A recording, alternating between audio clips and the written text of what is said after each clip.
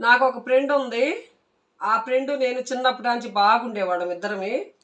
మీరు నమ్మరు కానీ భలే ఉండేవాళ్ళం ఇద్దరు. చిన్నప్పటి నుంచి కూడా ఒక మంచం మీద పడుకొని ఒక కంచంలో తిని మేము చదువుకునేటప్పుడు కూడా ఎంతో బాగుండేవాళ్ళం ఇద్దరమే.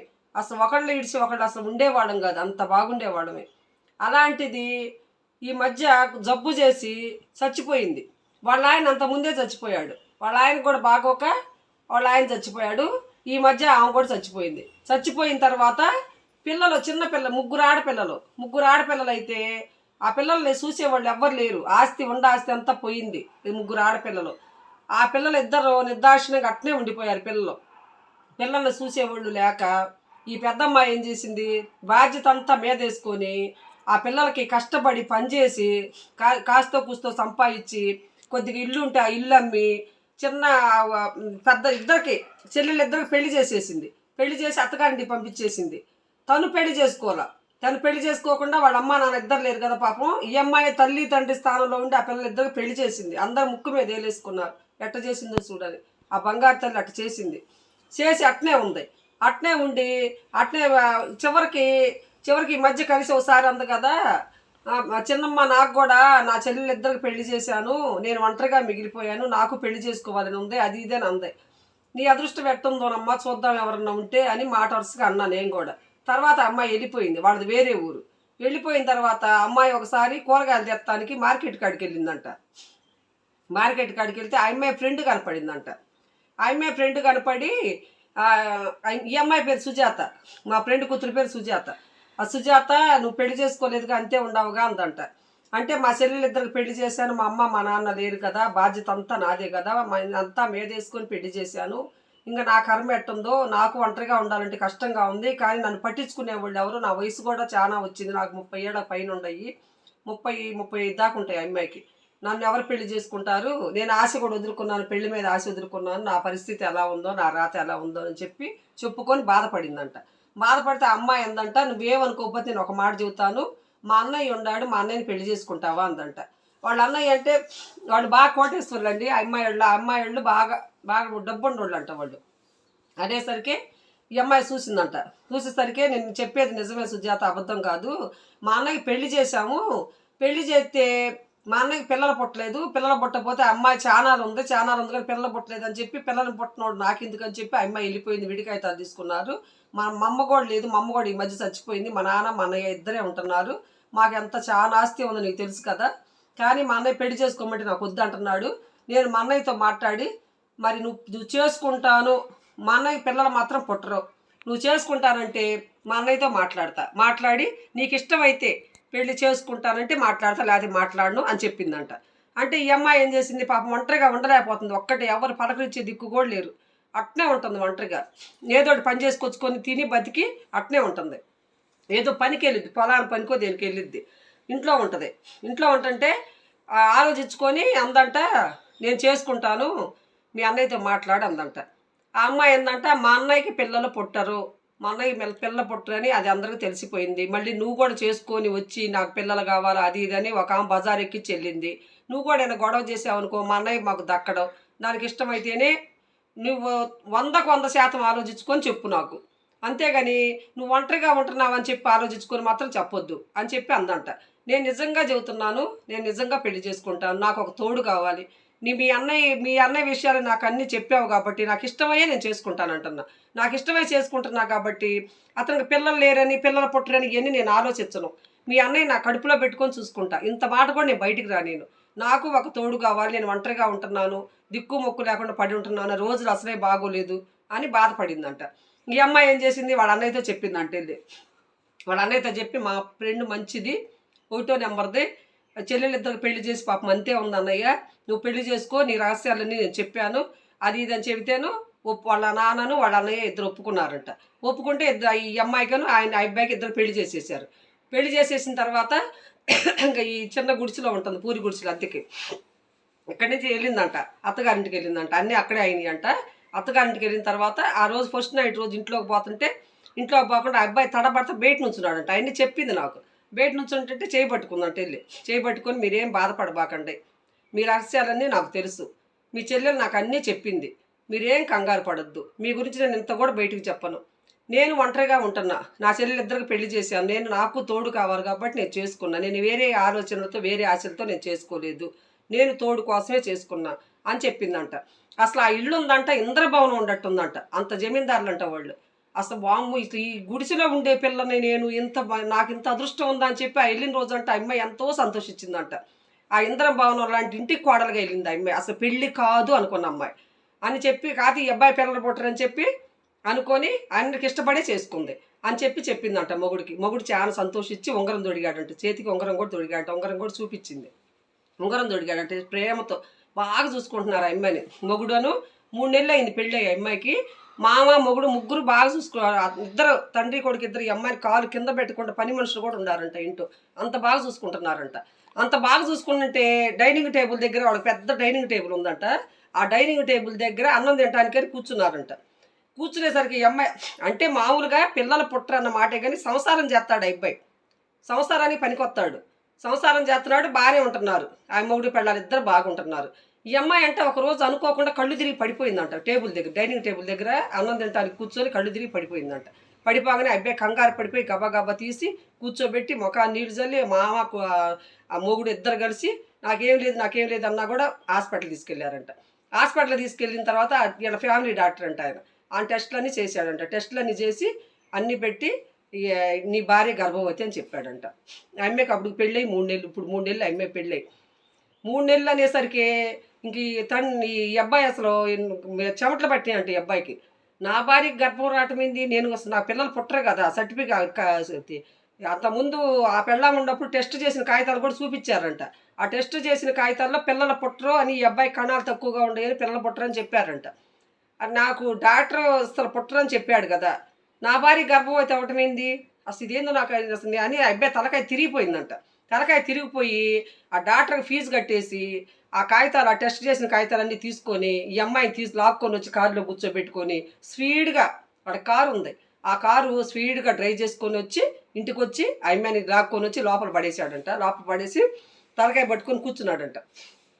కూర్చుంటే మామ అన్నాడంటే మామ ఎదురు చూస్తున్నాడంట. ఇంటి దగ్గర వెళ్ళేసరికి ఇంకేమి రాలేదని ఎదురు చూస్తా కూర్చున్నాడంట. మామ వచ్చారమ్మా, ఎలా ఉందమ్మా అని పలకరించాడంట.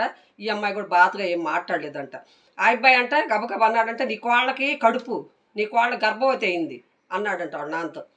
అనేసరికి ఆ మామ ఏం అనలేదంట. ఈ అబ్బాయి కూర్చున్నాడంట. ఈ అమ్మాయి అట్ట అనేసరికి తలకాయ పట్టుకొని కూర్చుందంట. ఈ అమ్మాయికి అసలు ఏం తెలియదు కదా, పాపం పుణ్యం తెలియని అమ్మాయి, అసలు బయట ప్రపంచం తెలియని అమ్మాయి. అసలు ఎలాంటి బుద్ధి లేదు, అంత వజ్రం వంటి బుద్ధి ఆ అమ్మాయిది. అలాంటి అమ్మాయి అనమాట. మామ అన్నాడంట మంచి చెడు తెలియకుండా ఏ మాట పడితే ఆ మాట అనబాక, ఆ అమ్మాయి ఎలాంటిదో నీకు తెలుసు, నాకు తెలుసు, అసలు ఏం జరిగిందో ఏందో మరి, ఏమైందో మరి, ఎందుకు వచ్చింది ఇట్ట, ఏమైంది నువ్వు అట్లా అనబాక, అమ్మాయి మంచిది, అలాంటి మాటలు అనబాకని మామ అన్నాడంట. అన్నాక కూడా ఈ అబ్బాయి అంటే వినకుండా ఈ అబ్బాయికి ఆవేశం వచ్చేసి ఆ అమ్మాయి రెక్క పట్టుకొని గబగబా బయటికి లాక్కొచ్చేసి బయట పడేసేసాడంట. బయట పడేసి సంచిలో గుడ్డలు ఇసిరేసి బయటికి నెట్టి, నువ్వు నా ఇంటికి అడుగు పెడితే నేను ఒప్పుకోను, తక్షణం నా ఇంట్లోంచి వెళ్ళిపో, నీ గర్భిణితో నాకు సంబంధం లేదు అని చెప్పి అన్నాడంట. ఈ అమ్మాయి ఏడ్చిందంట. అసలు నాకే పాపం పుణ్యం తెలియదండి, మీరు తప్ప నా జీవితంలో నాకు ఎవ్వరూ లేరు, నేను ఎవ్వరి ముఖం ఎరకను, నాకు ఈ బిడ్డ కడుపులోకి ఎలా వచ్చిందో నాకు అస్సలు తెలియదు, దేవుడు సాక్షిగా నాకు తెలియదు అని చెప్పి ఏడ్చిందంట. ఏడ్చినా కూడా అబ్బాయి వినలేదంట. వినకుండా రెక్క పట్టుకొని వచ్చి బయటికి లాగేశాడంట. బయటికి లాగేసరికి ఇంకా సంచి పట్టుకొని కళ్ళ కుక్కుంటా తలకాయ ఉంచుకొని ముసుగేసుకొని తలకాయ ఉంచుకొని రెండో వాళ్ళ ముఖం చూడదు ఆ అమ్మాయి. పాపం అంత మంచిది, చెబుతుంటేనే బాధేసింది నాకు. ఆ అమ్మాయి సంచి తీసుకొని ఇంకా పూరి గుడిసి ఉందిగా, ఆ గుడిసిలో సోమన అయి ఉండే అంట. అంతకుముందు నా ఇంట్లోకి వచ్చి పండుకుందంట. పండుకొనేసరికి ఈ ఆలోచనతో తెల్లవారు దేవుడికి దండం పెట్టుకుంటా పండుకుందంట. నేను నిర్దోషిని, నాకు ఈ నింద ఎట్టొచ్చి పడింది, ఆ బిడ్డ నా కడుపులోకి ఎలా వచ్చింది, నాకే పాపం పుణ్యం తెలియదు, దేవుడా నేను నిర్దోషిని నిరూపించు, నాకే పాపం తెలియని దాన్ని అని చెప్పి ఏడ్చుకుంటా ఆలోచించుకుంటా పండుకొని మళ్ళీ ఆలోచించుకుందంట. నా భర్త మంచోడు, నా భర్తకి ఎలాంటి బుద్ధులు, నా భర్త నన్ను బాగానే చూసుకున్నాడు, మా మామ కూడా నన్ను బాగానే చూసుకున్నాడు, మరి నా భర్తకు పిల్లలు పుట్టే అవకాశం లేదు, నా భర్త క్యాంపులకి వెళ్ళి 2-3 రోజుల దాకా వచ్చేవాడు కాదు, మా మావయ్య నాకు తోడుగా ఉండేవాడు, మా మావయ్య ఏమన్నా చేశాడా నన్ను, మా మావయ్య ఏమైనా చేస్తే నాకు గర్భిణీ వచ్చిందా, అసలు ఎలా జరిగింది ఇది, మా మావయ్యనే అనుమానించాలా నేనే పాపం ఎరగను, ఎవరి ముఖం నేను ఎరగను, మరి ఆయన ఒక్కడే ఇంట్లో ఉంది, ఆయన నాకు తెలియకుండా ఎలా చేస్తాడు, మరి ఏమనుకోవాలి నేను? అసలు ఎలా వచ్చింది నాకు ఇదని చెప్పి తలకాయ అసలే ఆలోచించే శక్తి కూడా లేదంట. అట్ట ఏవుళ్ళు అంట అమ్మాయికి. ఆ ఏవుళ్ళు వచ్చేసరికి ఆలోచించే శక్తి కూడా లేక అల్లాడిపోయి నీరసంగా ఆవదని మంచానికి కరుసుకుపోయిందంట. మంచానికి కరుసుకుపోయి కనీసం తినమ్మా అని పెట్టేవాళ్ళు కూడా లేరు, పలకరించేవాళ్ళు కూడా లేరు. తల్లి లేదు, తండ్రి లేడు, తోడబుట్టిన వాళ్ళు ఇద్దరు కష్టపడి చెల్లెళ్ళకి పెళ్ళిళ్ళు చేస్తే ఆ దొంగ ముండలు ఇద్దరు ఈ అమ్మాయి కష్టపడి ఈ అమ్మాయి ఇల్లు కూడా అమ్మి వాళ్ళకి పెళ్లి చేస్తే వాళ్ళిద్దరు హ్యాపీగా ఉంటున్నారంట మొగుళ్ళతో బాగా సంపాదించుకొని. అక్క సచ్చిందా బతికిందని కనీసం అక్క ఏమైపోయిందని పెళ్ళిలో అట్టు వచ్చి కనపడి వెళ్ళారంట. కన్నెత్తి కూడా చూడలేదంట అక్కకెళ్ళి. అసలు ఉందా పోయిందన్న ఆలోచన కూడా లేదంట వాళ్ళకి. అస్సలు పట్టించుకోరంట చెల్లెళ్ళు ఇద్దరు. అలాంటి దుర్మార్గులు అంట ఇద్దరు. ఈ అమ్మాయి పాపం అట్టే పండుకొని తెల్లారి ఎండబడింది కూడా తెలియకుండా పండుకొని అప్పుడు తెల్లారి గట్టకు నిద్ర పట్టిందంట. ఎండ పడుతుంటే కిటికీలోంచి దాంట్లోంచి అప్పుడు లేచిందంట. లేచి బరువుగా బాధగా లేచి మొహం కడుక్కుందామని కడుక్కుంటుందంట. కడుక్కునేటప్పటికి అట్ట కడుక్కుంటా ఉందంట. అంతలోకి ఈ అమ్మాయి స్నేహితురాలు మొగుడు చెల్లెలు ఆడబిడ్డ ఈ అమ్మాయి స్నేహితురాలే. ఆడబిడ్డను మొగుడు ఇద్దరు కారు వేసుకొని వచ్చారంట. కారు వేసుకొని వచ్చేసరికి ఈ అమ్మాయి ఆశ్చర్యపోయిందంట. ఏంది కారు వేసుకొని వచ్చారు ఏంది మళ్ళీ ఏమన్నా అంటానికి వచ్చారు నన్ను అని చెప్పి పాపం వణికిపోయిందంట. ఎవ్వరు పలకరించేవాళ్ళు మాట్లాడేవాళ్ళు కూడా లేరు. ఈ అమ్మాయి వెనకాల అండా లేరు. భయం పుట్టిందంట. భయం పుట్టేసరికి భర్త అన్నాడంట, నువ్వు అర్జెంటుగా సీపర్ అక్కడ పడేసి కారు ఎక్కన్నాడంట. కారు ఎక్కనేసరికి అమ్మాయికి ఆశ్చర్యం వేసిందంట. ఆశ్చర్యం వేసి ఎక్కడికి రమ్మంటున్నాడు, నన్ను దేనికి రమ్మంటున్నాడు ఏందోనని చెప్పి భర్త కదా ఏం మాట్లాడకుండా అన్ని ఆ గుడిసెలో నుంచి సంచి తీసుకొని వచ్చి కారు ఎక్కి భర్త అమ్మట వెళ్ళిపోయిందంట. ఇంటికి వెళ్ళేసరికి ఇల్లంతా డెకరేషన్ చేసిందంట. అది పెద్ద ఇల్లు కదా, పెద్ద బంగ్లా అంట. ఇల్లంతా డెకరేషన్ చేసి ఇంట్లో పని మనుషులు ఉన్నారు కదా, అసలు ఇది వెల్కమ్ బోర్డు పెట్టారంట. వెల్కమ్ బోర్డు పెట్టి ఇల్లంతా డెకరేషన్ చేసి బ్రహ్మాండంగా ఉంచారంట ఇల్లంతా. ఈ అమ్మాయి వెళ్ళేసరికి ఈ అమ్మాయికి అసలు ఏం అర్థం కాలేదంట. అర్థం కాకుండా అసలు ఏమైందా అని అనుకుంటుందంట. ఏం అర్థం కాకుండా ఉండేసరికి ఈ అమ్మాయిని వెల్కమ్ చెప్పి తీసుకెళ్ళి లోపలికి కూర్చోబెట్టి కుర్చీలో కూర్చోబెట్టారంట. కూర్చోబెట్టిన తర్వాత ఈ అమ్మాయి స్నేహితురాలు చెప్పిందంట. ఏమైందని అడిగిందంట. ఏంది ఇదంతా ఇట్లా జరిగింది, నేనేం పాపం పుణ్యం ఎరగను, మీ అన్నయ్య నన్ను అనుమానించాడు, నేనే పాపం పుణ్యం ఎరగను, నేను ఎలాంటిదానో నీకు తెలుసు కదా చిన్నప్పటి నుంచి, నేనే పాపం ఎరగను దాన్ని, నాకెందుకు ఈ కర్మ అని చెప్పి ఏడిసిందంట. ఏడ్చేసరికి నువ్వేం బాధపడకు సుజాత, నువ్వేం బాధపడకు, నువ్వు ఎలాంటిదానివో నాకు తెలుసు. వాళ్ళ నాన్న కూడా చెప్పాడంట ఆ అబ్బాయికి, ఆ అమ్మాయి అలాంటిది కాదు, ఆ అమ్మాయి అంటే మనం పాపాన్ని పోతాము, ఆ అమ్మాయి బంగారం లాంటిది అని చెప్పాడంట వాళ్ళ నాన్న కూడా. వాళ్ళ మావయ్యను ఈయన మోగుణ్ణి చిన్న పిల్లల కంటే ఎక్కువగా చూసుకొని పెళ్ళే నాకు 2-3 నెలల్లోనే బాగా బాధ్యతగా పెరిగింది కదా ఈ అమ్మాయి. బాగా ఇంట్లో చెల్లెళ్ళని పెంచి ఇంట్లో కాపురం అంతా ఇది చెల్లెళ్ళకి పెళ్ళిళ్ళు చేసి ఒక బాధ్యతగా పెరిగిన పిల్ల కదా, ఎవరిని అట్ట చూసుకోవాలో తెలుసు ఆ అమ్మాయికి. ఆ చక్కగా ముగ్గురు కలిసి డైనింగ్ టేబుల్ దగ్గర భోజనం పెట్టుకొని తిని మళ్ళీ ముగ్గురు కలిసి వాకింగ్కి వెళ్ళేవాళ్ళు అంట ఈ 2-3 నెలల్లో. మామ అట్నే బాగా చూసుకున్నాడంట, మొగుడు అట్నే బాగా చూసుకున్నాడంట. ఈ అమ్మాయి మంచిదని చెప్పి వాడికి అర్థమైపోయింది. అర్థమైపోయిన తర్వాత ఈ స్నేహితురాలు చెప్పిందంట, నీ మంచితనం గురించి నువ్వు చెప్పొద్దు సుజాత, నాకు తెలుసు, మా అన్నయ్యకి కూడా తెలుసు, పొరపాటు పడ్డాడు మా అన్నయ్య, మా నాన్న ఇంకా ఎన్నో అంటున్నాడు మా అన్నయ్య నువ్వు వెళ్ళిన కాడి నుంచి, ఆ అమ్మాయి బంగారం అని అంటానే ఉన్నాడు. మా అన్నయ్యకి అనుమానం వచ్చి మళ్ళీ ఈ టెస్ట్ చేసిన కాగితాలు ఉంటాయి కదా అంతకుముందు, ఆ కాగితాలు తీసుకొని డాక్టర్ దగ్గరికి వెళ్ళాడంట. డాక్టర్ దగ్గరికి వెళ్ళి నా భార్య గర్భం ఎలా వచ్చింది, నా భార్య మంచిది, ఎలాంటి ముఖం ఎవరి ముఖం ఎరగదు జీవితంలో, నేను తప్ప ఎవరి ముఖం తెలియంది, అసలు నాకేం అర్థం కావట్లేదు డాక్టర్ అని చెప్పి అంతకుముందు ఆ భార్య ఉన్నప్పుడు ఆ భార్య వేధించిన ఏదింపులు అట్లా డాక్టర్ దగ్గరికి తీసుకెళ్ళి తిప్పించిన కాగితాలు అవన్నీ ఉన్నాయంట. అవన్నీ తీసుకెళ్ళి చూపించాడంట. చూపించి రిపోర్ట్ చూడండి, నాకు పిల్లలు పుట్టే అవకాశం ఉందా, మరి నా భార్య గర్భిణి ఎలా వచ్చింది అని చెప్పి అడిగాడంట. వెళ్ళి ఆ డాక్టర్ టెస్టులన్నీ చేసి మళ్ళీ ఈ అబ్బాయికి టెస్ట్ చేసి మళ్ళీ చేసి ఈ అబ్బాయికి ఆ టెస్టులన్నీ చూసి అంతకుముందు తెలిసిన డాక్టర్ ఒకళ్ళు ఉంటే ఆ డాక్టర్ చెప్పిందంట ఈ అబ్బాయికి, నీ వల్ల ఫాల్ట్ లేదు, నీకు 100% పిల్లలు పుట్టే అవకాశం ఉంది, కానీ నీ భార్యకి నువ్వంటే ఇష్టం లేదు, వాళ్ళ నాన్నోళ్ళు నీకు ఆస్తి ఉందని చెప్పి ఇష్టం లేని పెళ్లి చేశారు ఆ అమ్మాయికి. ఆ అమ్మాయి డ్రగ్స్ ఉందో చూడండి, దానికి అలవాటు పడిందంట ఆ అమ్మాయి. దానికి అలవాటు పడి పిల్లలు పుట్టకుండా ఉండటానికి రోజు అది తీసుకునేదంట. అది తీసుకొని పిల్లలు పుట్టకుండా చేసుకుందంట ఆ అమ్మాయి.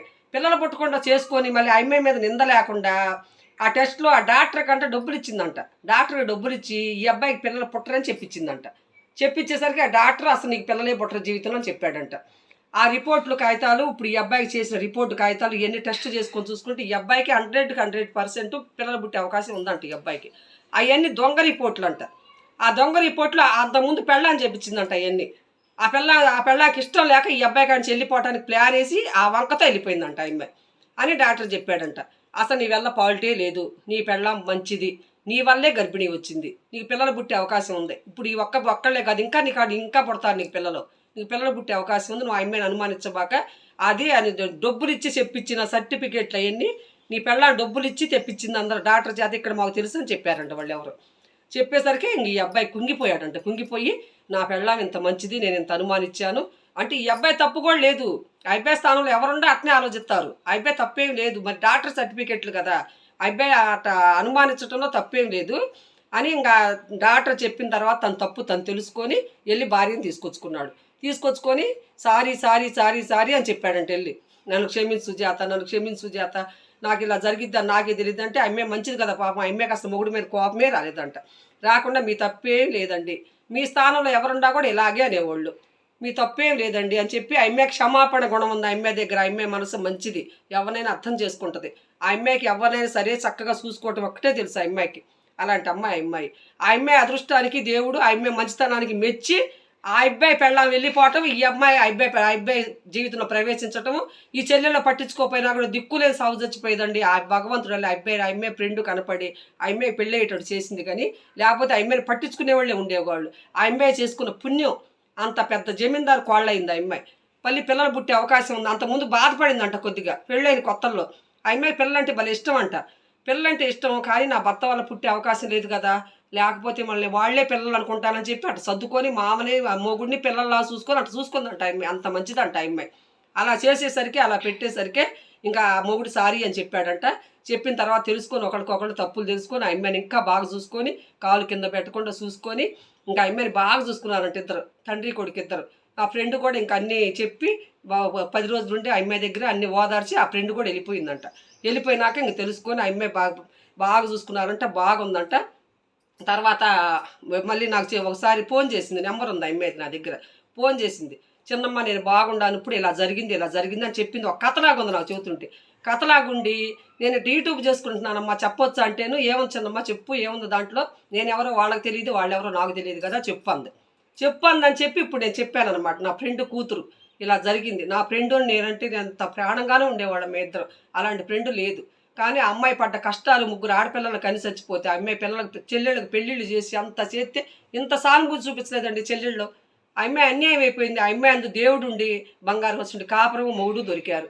ఇవాళ ఆ అమ్మాయి రాజభోగం అనుభవిస్తుంది. ఆ అమ్మాయి అసలు మామూలుగా అనుభవించి ఎన్ని కష్టాలు పడిందో అంత సుఖపడుతుంది. దేవుడు ఉండాడని ఆ అమ్మాయి పట్ల రుజువయ్యి ఇలా ఆ అమ్మాయి బంగారు భవిష్యత్తు ఇచ్చాడు దేవుడు, ఆ అమ్మాయికి ఆశీర్వదించాడు దేవుడు. ఇలా బంగారులాగా బతుకుతుంది. ఇది కథ కాదండి, నిజంగా జరిగింది. మా ఫ్రెండ్ కూతురికే జరిగింది ఇది. నేను పర్మిషన్ తీసుకొనే చెప్పా. మీకేమనిపిస్తుందో ఒక్కసారి కామెంట్ చేయండి, లైక్ చేయండి, సబ్స్క్రైబ్ చేసుకోండి. బాయ్.